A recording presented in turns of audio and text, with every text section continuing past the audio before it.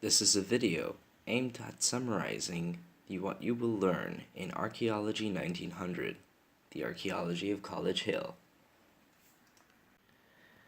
Historical archaeologists use many of the same tools that prehistoric archaeologists use, but they can go further by incorporating elements of written and spoken history into their investigations.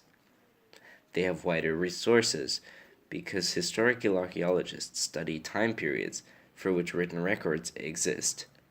Historical archaeology focuses on people and culture. This class will be dealing mostly with historical archaeology. According to Dietz, historical archaeology studies the cultural remains of literate societies that were capable of recording their own histories. More popularly, it is the archaeology of the spread of European countries throughout the world since the 15th century and their impact on and that interaction with the cultures of indigenous peoples.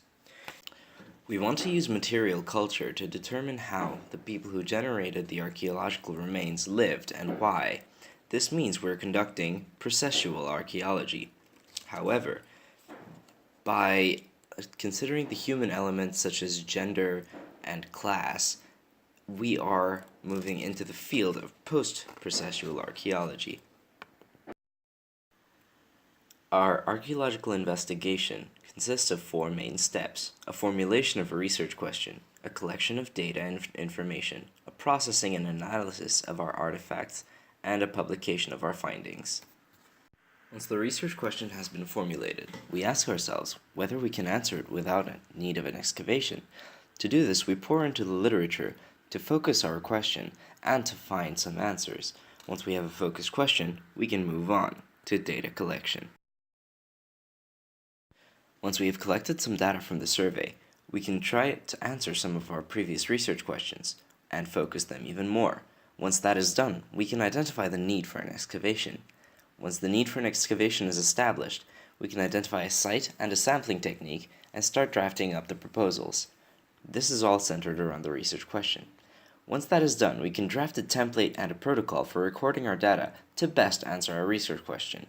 Once all of that is ready, we can start excavations. The first thing you need to know about an excavation is how to dig.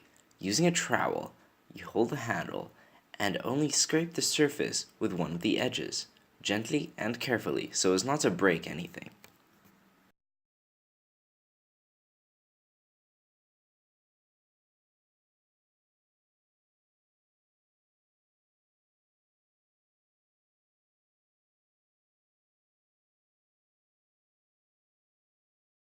An excavation is a destructive process, so we want to make sure that we retain as much of the information as possible while we dig.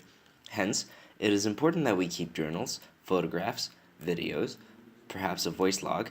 We back it up on our computers, and we use total stations to record the positions of each artifact once we find them.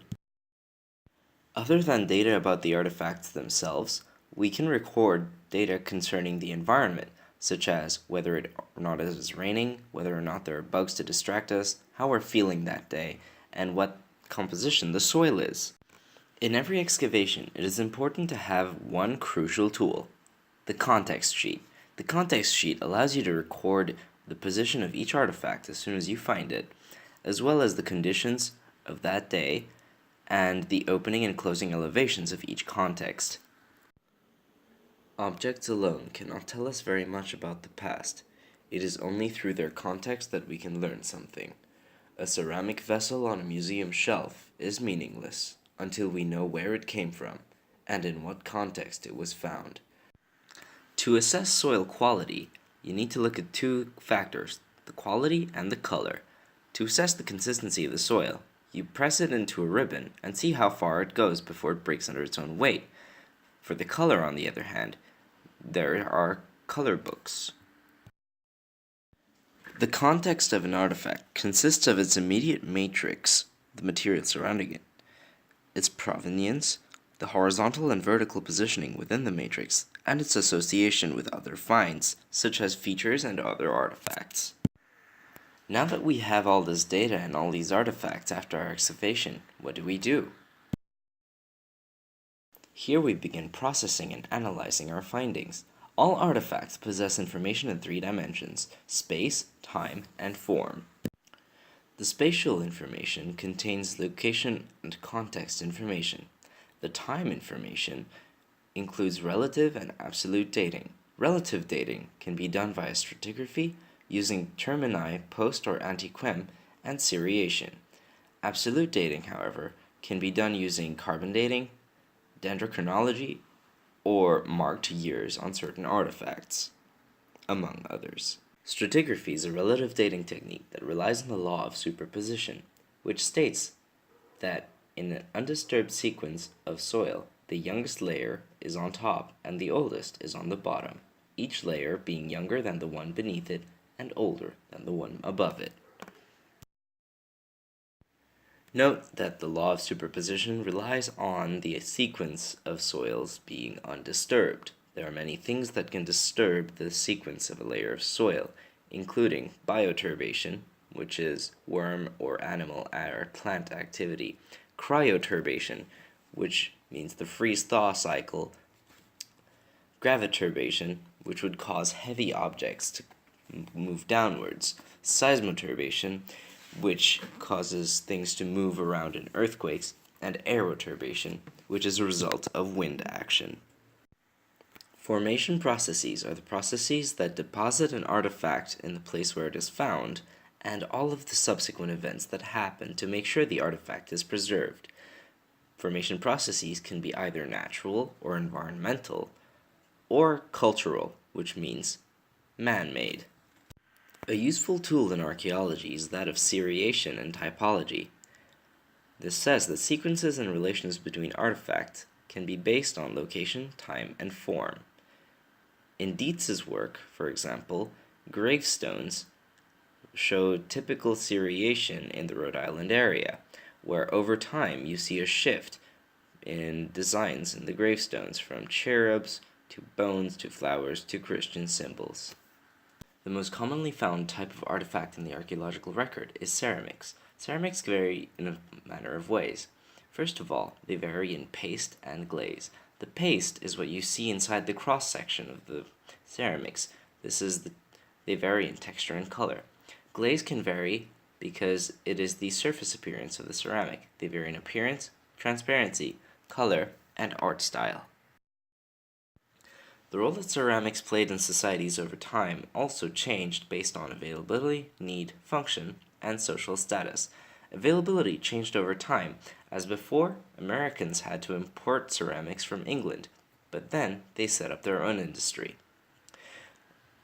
The need changed for ceramics because they needed a place to store food or on plates, but other materials were soon suggested. Furthermore, a function could vary in three ways. Firstly, there could be a utilitarian or a technomic function, which is the main function of using a plate for food. The sociotechnic function is the social function of having a plate for commensality and for showing off. The ideotechnic function can be related to the memories associated to having a certain object or the associations that we form with it emotionally. First of all, the function of a ceramic is for storage. So, they were made of earthenware, stoneware, or porcelain. Porcelain ceramics are the most interesting because they have all three: technomic, sociotechnic, and ideotechnic functionalities. The utilitarian functionality, obviously, is to carry food. The sociotechnic functionality is to convey a sense of class or richness. The ideotechnic functionality could be art or memorabilia. Moving on to using absolute dating techniques. We can use dendrochronology to count tree rings and go back in time and match them up with wooden artifacts. Or we can use carbon-14 dating, which is radiocarbon dating, in order to date carbon-based objects and artifacts. I'll now talk about lab techniques. In the lab, we're meant to clean, sort, photograph, catalog, and research our artifacts and findings. Firstly, cleaning is done either with a wet brush or a dry brush. Sometimes we don't use a brush at all if the artifact is fragile. Dry brushes are meant to clean bone, wood, and coal, whereas wet brushes are meant to clean ceramics, rock, brick, or glass. We don't use a brush to clean paper. The next thing we want to do is try and photograph our artifacts in order to preserve them in the digital record. To do this, we place our artifact against a neutral background with neutral light and an artifact tag with a reference number on it. A new alternative to preserving artifacts in the archaeological record even better is to put them inside a 3D scanner and have a 3D scan of them, so that even if the artifact gets destroyed, we still have an idea of its overall shape. In most archaeological projects, we try and reference the artifacts using a simple formula, using a site code, a trench number, a lot number, and the artifact number. In our investigation, we used the site code MB for Moses Brown. We had a trench number, a lot number, and an artifact number to produce a code like so. Another thing we can do in the lab to research our artifacts is to keep track of how many of each material we find, and whether or not we find any unique artifacts, and what those mean for our investigation.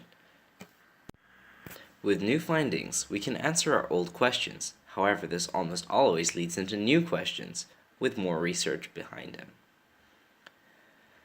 So, we can summarize the process of doing archaeology as formulating a research question, going to read the literature about it to try and answer that research question.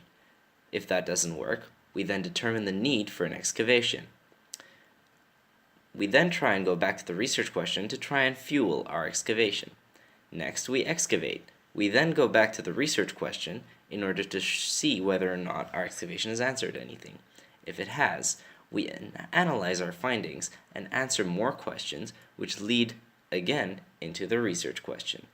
Hence, we see that archaeology is a circular and never-ending process. Thank you.